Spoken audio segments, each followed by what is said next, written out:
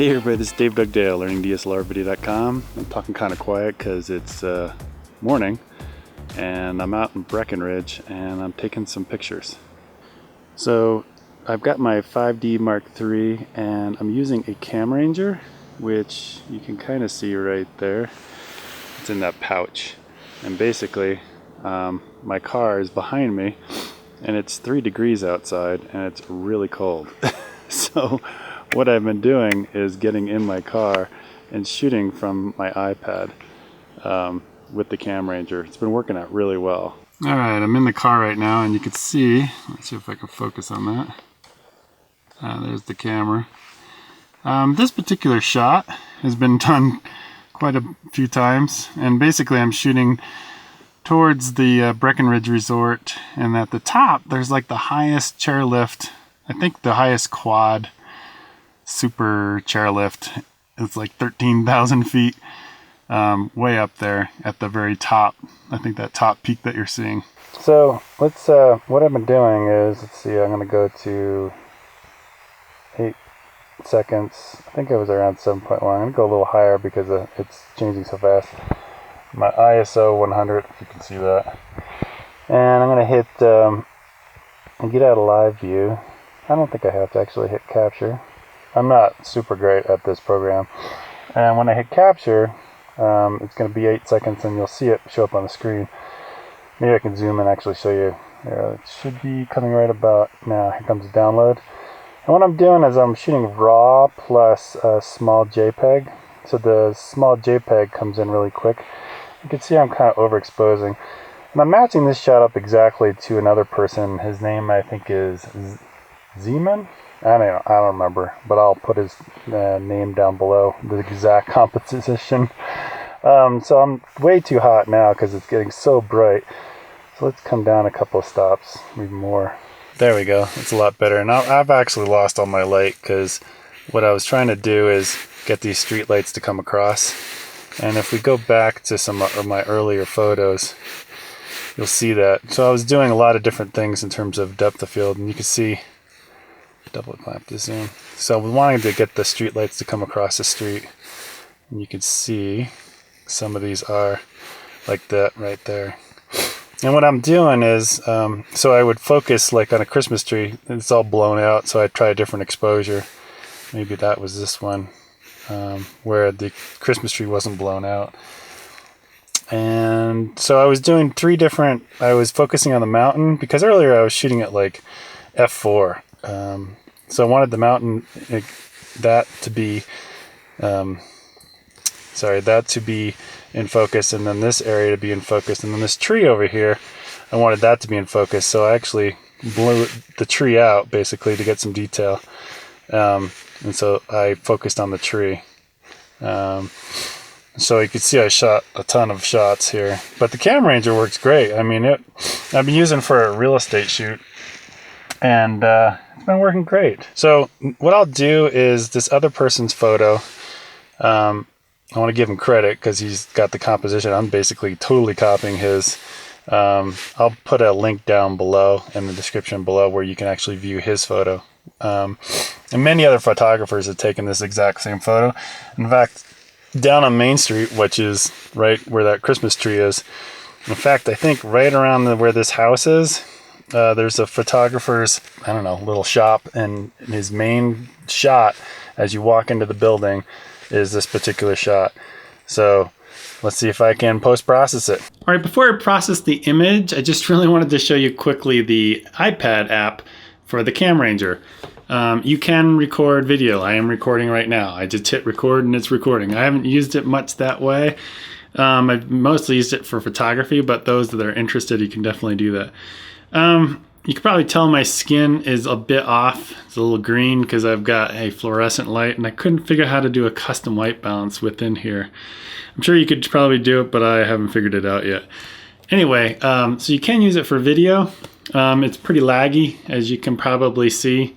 I don't know, it's probably doing 10 frames per second or so. But it's not too bad. I mean, if you want to frame stuff up, and you know, the iPad screen is amazing. All right, now I've just disconnected the CamRanger from the camera. I just hit record in the back of the camera. This is it. It's really kind of expensive, and I'll tell you why. It's like $300. DJ over at DSLR Film Noob said that this is the TP-Link TL-MR3040, which costs about $30 or $40 on eBay or Amazon.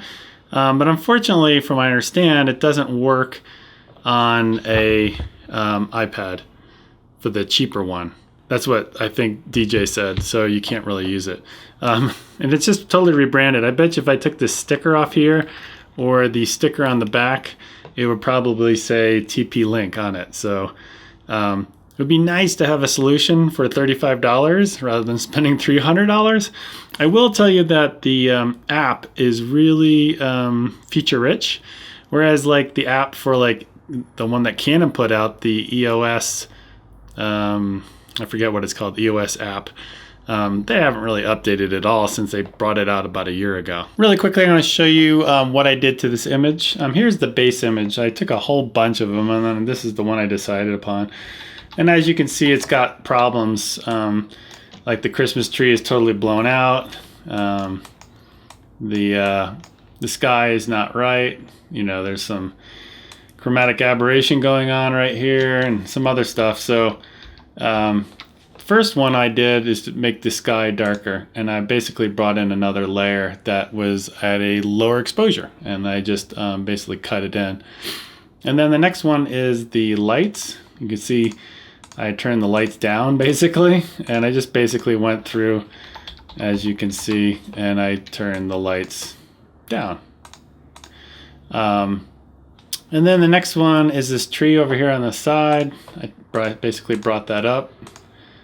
And then, you know, I could probably, there's some stuff along here. If I take the brush tool, exit out, you know, I could go around here and clean up some of that stuff so it's not so obvious when I was turning it on and off. The next one is the tree. I even did it some more. I brought it down in level, as you can see here, and also the lights, I brought them down. And let's see what else we got. Next one up, I added a whole bunch of contrast, clarity, and sharpening, as you can see there. And then I added let's zoom in. I thought it'd be kind of cool to add a little star at the top of the tree, a little lens flare, which doesn't look so bad once you go out. And then the last one, that was just a little levels adjustment on the whole thing. So that's pretty much it. I think it came out pretty good. There's that lift that's at 13,000 feet. Especially with the sharpening and the clarity. And this is only at 50%. This is at 100%.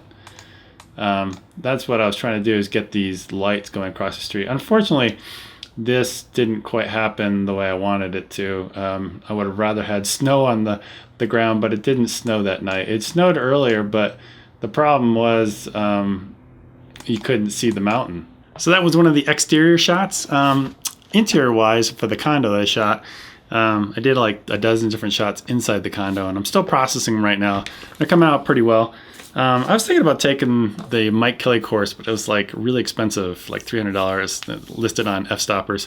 So a lot of the stuff I did inside was all flash based, and I think I kind of figured out what Mike was doing for the most part from his tutorials that he has on his YouTube channel. So basically, I bought 3 Yongnuo Flashes for like the price of 1 Canon. These were only like 75 bucks a piece. Really great bargain. One of the things that Mike used that I was definitely using was like some of these grids that really focuses the light on a particular object that you're trying to basically bring out in the shoot. Another thing I used was this, this one is by Harbor Digital Design, and then this one, basically a mini softbox, so if you want to get in close to something but you don't want a really harsh light. This is by Honol Photo Traveler 8. Again, I'll have all the links below. This worked really well. So basically you Velcro around this. I'm not going to do it right now, but basically you shoot it this way. And then what I was doing most of the time is I wanted to have a certain mood in the condo You know, using the lights in the room. I didn't want to have it like super bright and clean. I wanted to have more warm and cozy. So I was trying to match the lights inside the condo, and I used a lot of the gels, correction gels, like bringing this basically from a daylight color balance down to a tungsten, and these work really well. And they have lots of different ones that you can get it and match the light exactly. Something else that I did really quickly was I had this speed ring, and I connected this up to a softbox. It was like a 36 by 24 from Alzo. This is actually really well made. It's like a big grid in it. I'm using a softbox right now, but it's not the same one as this one.